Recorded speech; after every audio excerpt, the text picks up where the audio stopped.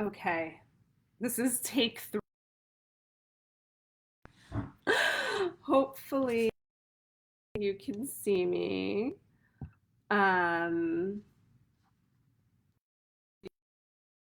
so, all right, I'm just gonna go and hope for the best. We got cut off. If you're just tuning in now, I definitely recommend listening to part one first. Most of the information is there. I was talking for a long time there. This is really just the last couple of pieces. We're looking at how patriarchal thinking and structures and disconnected us from the tools that we need to lead that are in integrity and in flow and that are really going to grow in ways that we want. So continue left off in and we were talking about what when you don't know how to harness autumn energy. When you don't know how to harness autumn energy, you can never fill this.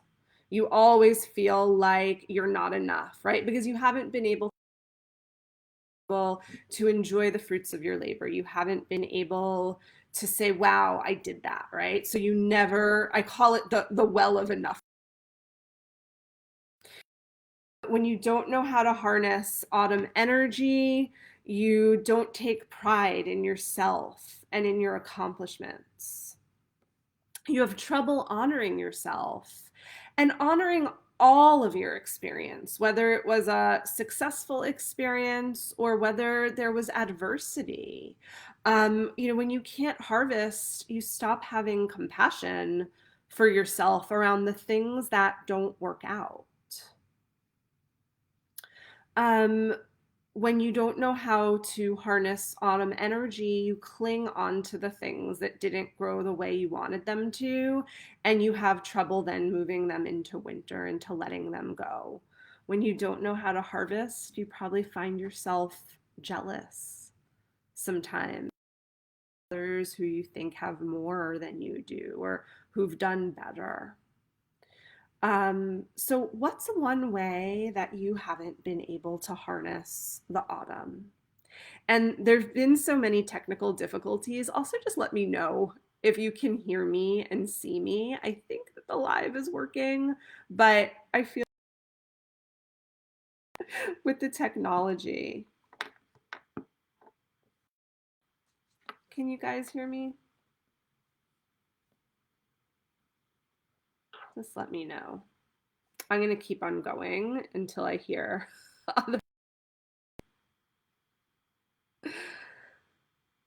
All right, let's talk about the spring. Um, I've got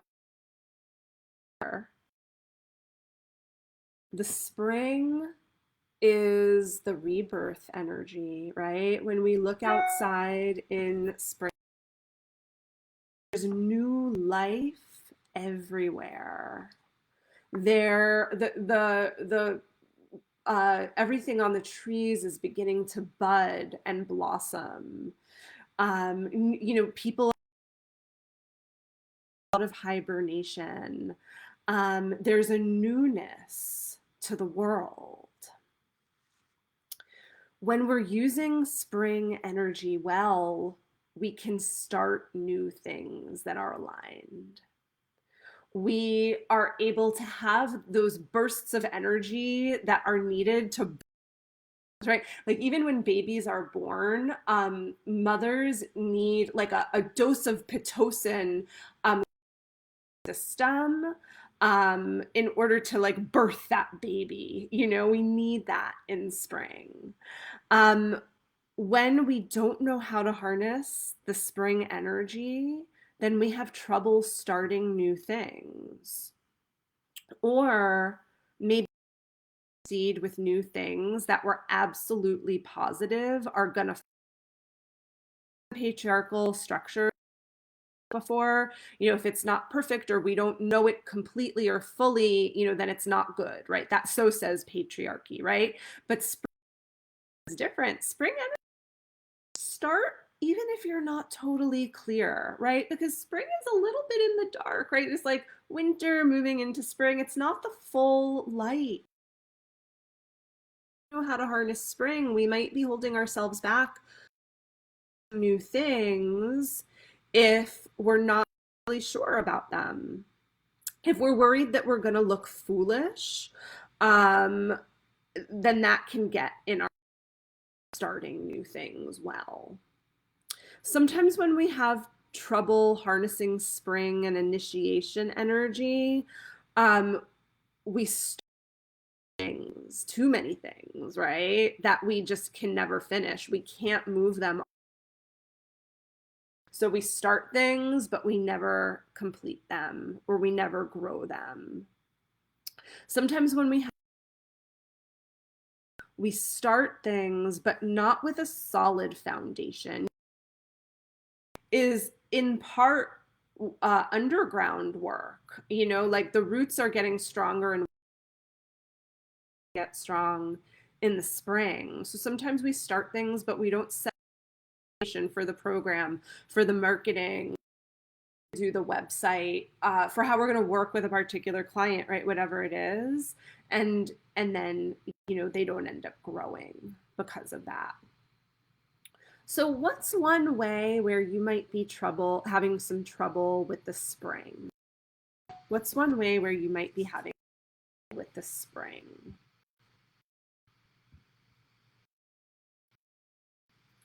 All right. So there have been some tech issues, but we've been through a lot, right? We've looked really deeply at how patriarchal thinking pushes us into being disconnected from these 4 phases, these 4 natural phases that every project needs: initiation, growth, harvest, and then letting go and dying, and then moving back into the springtime of initiation. If you've been with me for the whole time, yay you. What's something that is feeling really important, right? And thank you for hanging on, but what's something that you're learning here? What feels really important for you? So, and if you're listening to the replay, I want to hear. I'm going to go back and read comments and all of that. So, I've been teaching about sacred rhythms for nearly 20 years. I myself am a student of the seasons and the phases and the cycles, and living the sacred rhythms projects with my well-being and my health, in my relationships, personal habits. It's changed everything in my life. I don't want to say that things are easy because they're not always easy. I don't want to say that there aren't fails because there are some fails for sure. What I've received from harnessing the 4 phases is the ability to trust my inner wisdom on what's ready to be, what's ready to die, what are the projects to put the hard work of summer, the growth work into. The sacred rhythms have allowed me to so that I don't feel of it's never enough or not being satisfied. Living the sacred rhythms has allowed me to reframe perceived so that I can learn from those failures and apply them to new projects.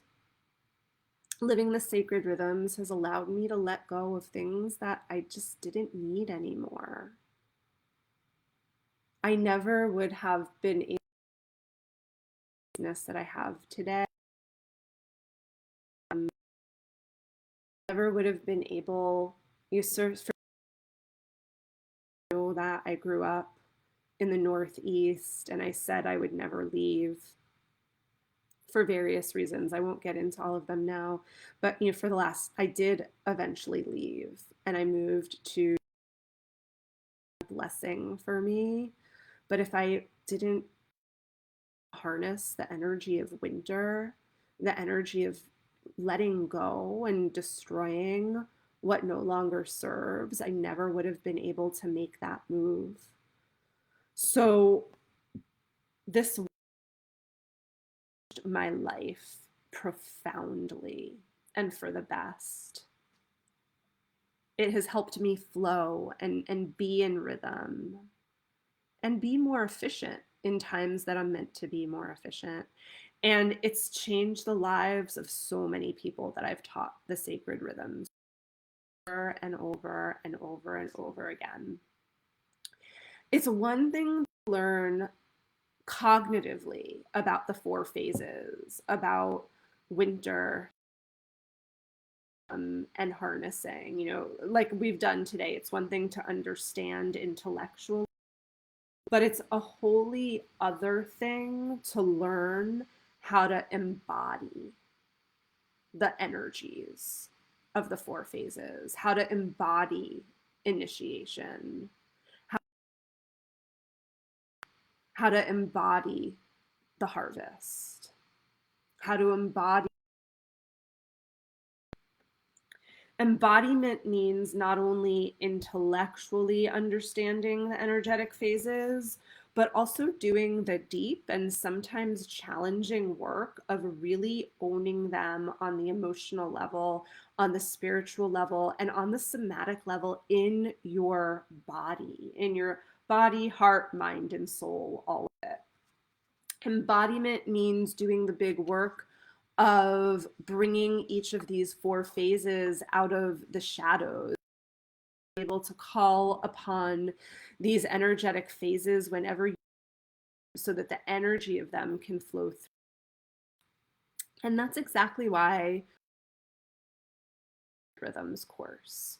So in sacred rhythms, you learn how to embody these energies and embody them deeply so that you can use whenever you need. Through the Sacred Rhythms course, which is a quickie. It's a 5-session course over 4 weeks. We meet every Wednesday for 2 hours and we go deep into exercises. And in it, through this work, you end up understanding yourself, your motivations on end up moving out of the patriarchal talking about deeply to the sacred rhythms, to nature, to the cycles. You learn how to take more aligned actions, how to make better decisions, how to find a better rhythm and balance in life. So in the 4 sessions, we spend 1 intro session really understanding on a higher level. And then after that, our next 4 sessions, we go deep into each of the phases and we do it through archetypal work. For embody the destroyer. For spring, we learn how to embody the fool who knows how to walk into things. In summer, we learn how to embody the lover who has resilience because of desire. And in autumn, we learn how to embody the sovereign, the one who to own their mastery. There's a lot of sharing in sacred rhythms. There's a lot of participation techniques to go deep, to learn how to really embody these energies. If this is something that you'd like to step into with me, I would love to have you. I'll pop the URL in the comments below. Registration is open until Monday of next week. So I am sending you so much love. Apologies of the tech issues. If you've got any questions on anything that we covered, let me know.